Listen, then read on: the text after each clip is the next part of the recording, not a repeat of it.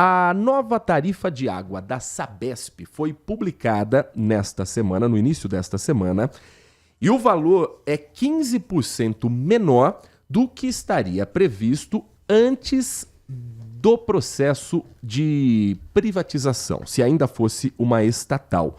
A deliberação dos novos valores, feita pela Agência Reguladora de Serviços Públicos do Estado de São Paulo, prevê somente a reposição da inflação pelo IPCA, o Índice de Preços do Consumidor Amplo, acumulado entre julho de 2024 e outubro de 2025. Os estudos do governo do Estado de São Paulo atestam que, mesmo com a elevação dos investimentos da Sabesp, desde a desestatização, aumento de 151% em relação ao ano anterior, a tarifa de referência permanece abaixo da estimada para um cenário estatal. Sobre esse assunto, nós vamos conversar nesse momento com a secretária de Meio Ambiente, Infraestrutura e Logística do Estado de São Paulo, a secretária Natália Rezende, a quem agradecemos pela atenção com o nosso ouvinte. Muito bom dia, secretária, é um prazer ouvi-la aqui na Rádio Bandeirantes Campinas. Bom dia, Heitor, uma satisfação enorme para a gente estar aqui.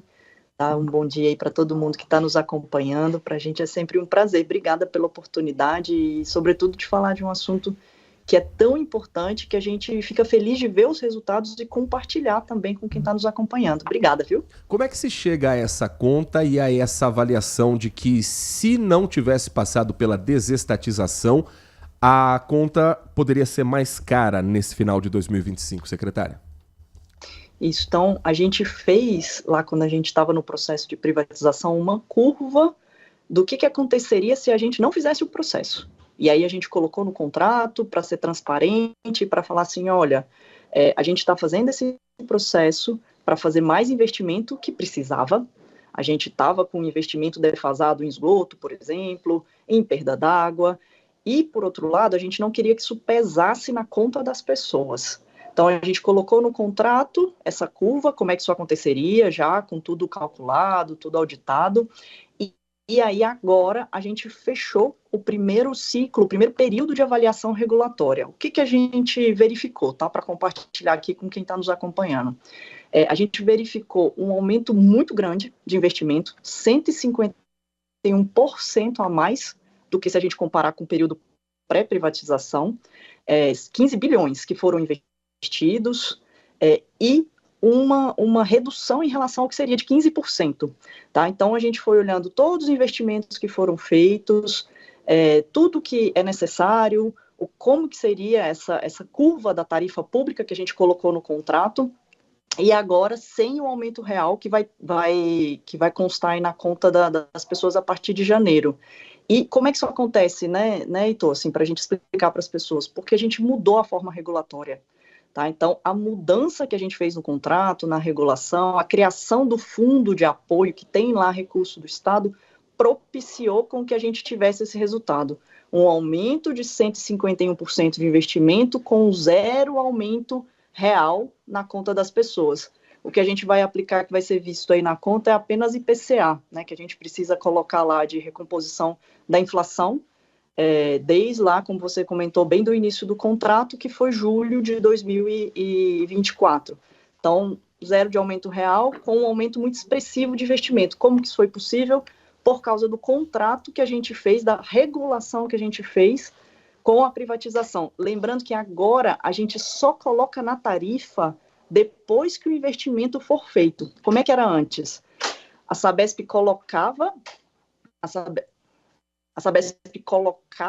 na tarifa e depois fazia ou não o investimento. E isso, Heitor, gera um alinhamento de incentivo gigantesco para a gente, por exemplo, ter o resultado de que em um ano, 600 mil domicílios, quase 2 milhões de pessoas não tinham acesso à água, agora tem. 1 milhão de domicílios, 3 milhões de pessoas não tinham tratamento de esgoto, agora tem. E aí, quando a gente olha o Tietê, por exemplo, são 10 bilhões de litros por mês de esgoto que a gente está tirando, que antes estavam caindo, por conta de todo esse modelo regulatório e contratual que a gente fez.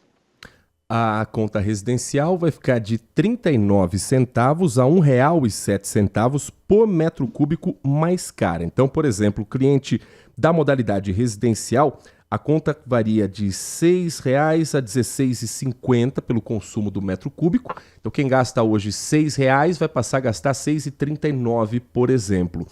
Agora, é um aumento, secretária. De que maneira explicar para o morador que vai receber a conta que esse aumento poderia ser maior e que ele faz parte de um contrato? Porque é a história do copo meio cheio, copo meio vazio. Mas começo de ano as pessoas vão ver um valor mais alto. Como é que o governo também trabalha para que se explique que esse reajuste ele é apenas uma reposição pelo IPCA? Isso, a gente vai até, Heitor, colocar na conta mesmo, deixar lá explícito o que está acontecendo, que a gente tem uma recomposição inflacionária, né? E aí é uma questão de inflação que o governo do estado de São Paulo não consegue mudar, né? E que a gente, naturalmente, nos contratos que a gente faz, e aí, de forma geral, a gente precisa aplicar. Lembrando, não teve aumento real, tá? Não teve, mesmo com a quantidade de investimentos que a gente está fazendo a mais, mesmo com essas 2 milhões de pessoas a mais com acesso à água, a gente não teve um aumento real da tarifa. Foi uma recomposição da inflação mesmo. E aí, como é que eu vejo isso? É só olhar o índice do IPCA, só olhar o índice da inflação. No caso aí, a gente pegou 16 meses porque estava desde lá de maio, né, do ano passado, sem essa recomposição, porque foi quando a gente fez esse novo contrato. Então, a gente tem que olhar mês a mês a inflação, e aí esse valor que você colocou aí de 6,11% é só em relação à inflação.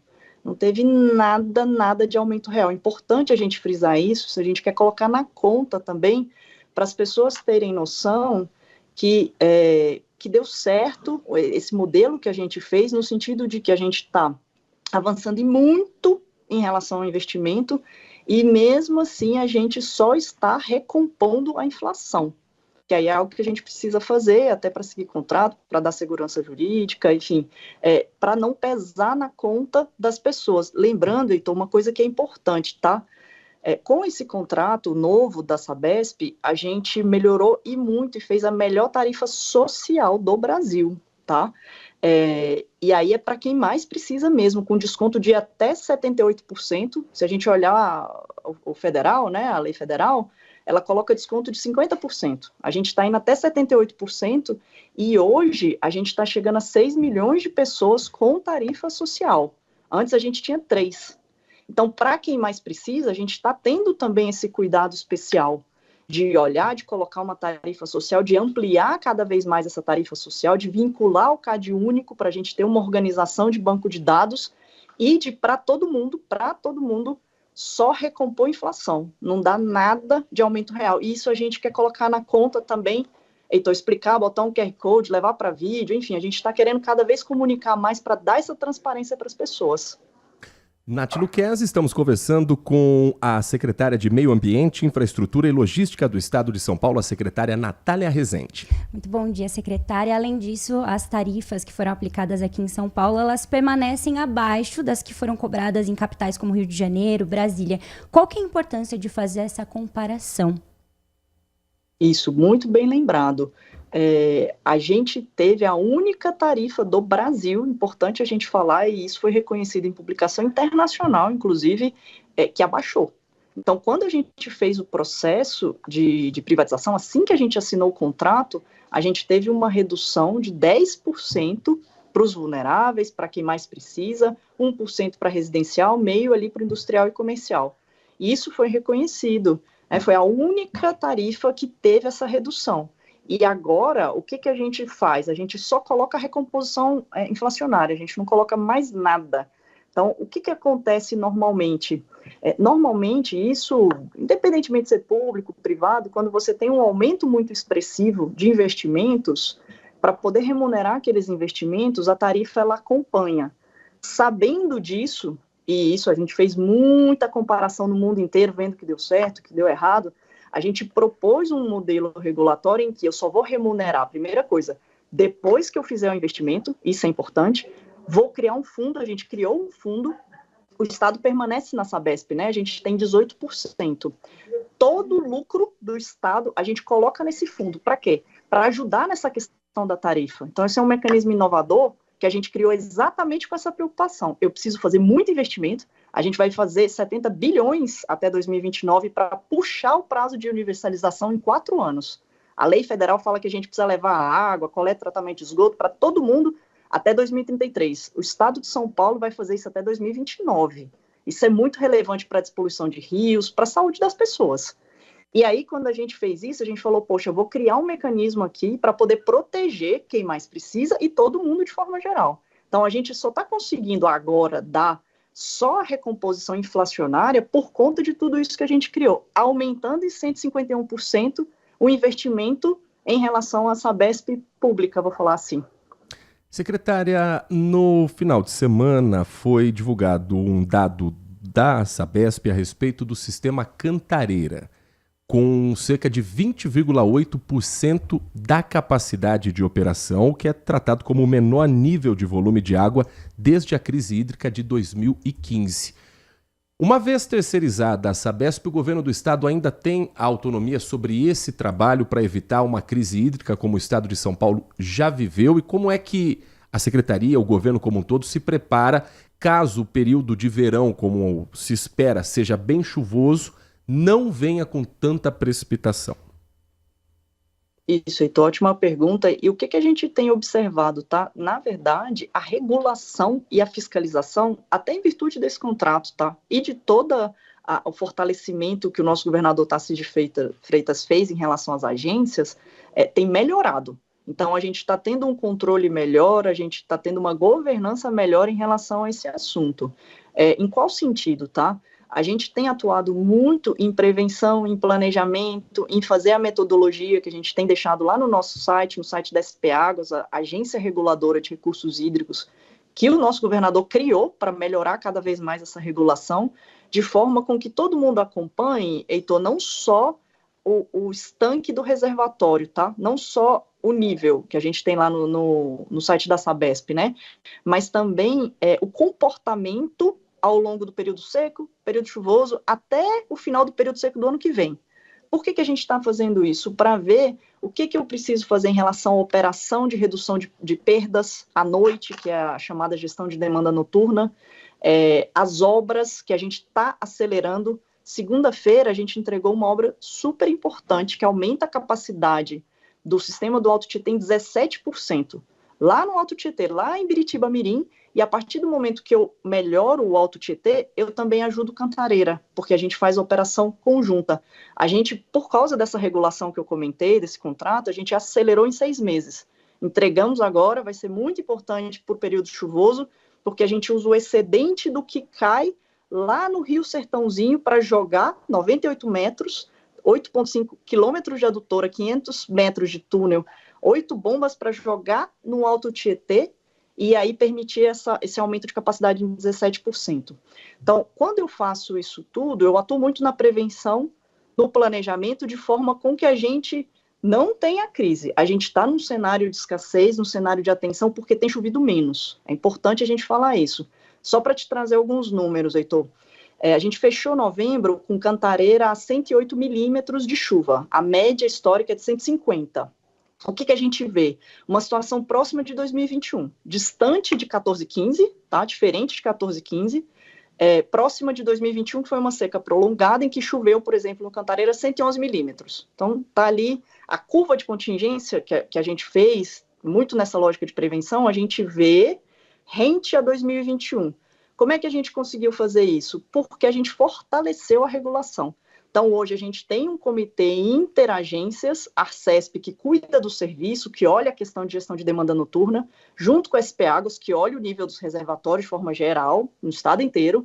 Tem o Comitê de Mudanças Climáticas, que a secretaria é a coordenadora, e aí todo dia, toda semana, também junto com a Sabesp, a gente faz esse acompanhamento para a gente prevenir, considerando, claro, que a gente está tendo menos chuvas e que a gente está olhando até o final do período seco do ano que vem. Então, a gente está olhando todo o período. Com isso, a gente conseguiu economizar 44 bilhões de litros de água desde o início desse planejamento que a gente fez. Isso para quem está nos acompanhando, é o suficiente para abastecer 8 milhões de pessoas por mês.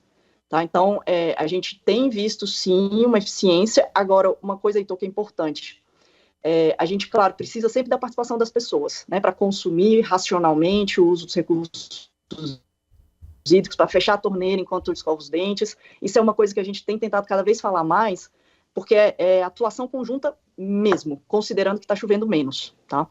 Nós conversamos com a secretária de Meio Ambiente, Infraestrutura e Logística do Estado de São Paulo, Natália Rezende, falando sobre as questões hídricas e sobre a tarifa de água da Sabesp, que ficou 15% abaixo do que seria no cálculo feito pelo governo do estado se a empresa continuasse estatal. Secretária, muito obrigado pela sua atenção com o nosso ouvinte. Um ótimo trabalho à senhora, a toda a sua equipe e espaço sempre aberto aqui na Rádio Bandeirantes Campinas para falar desses e de outros assuntos tão importantes para a nossa população. Obrigado mais uma vez, secretária. Eu que agradeço, Heitor. Sempre um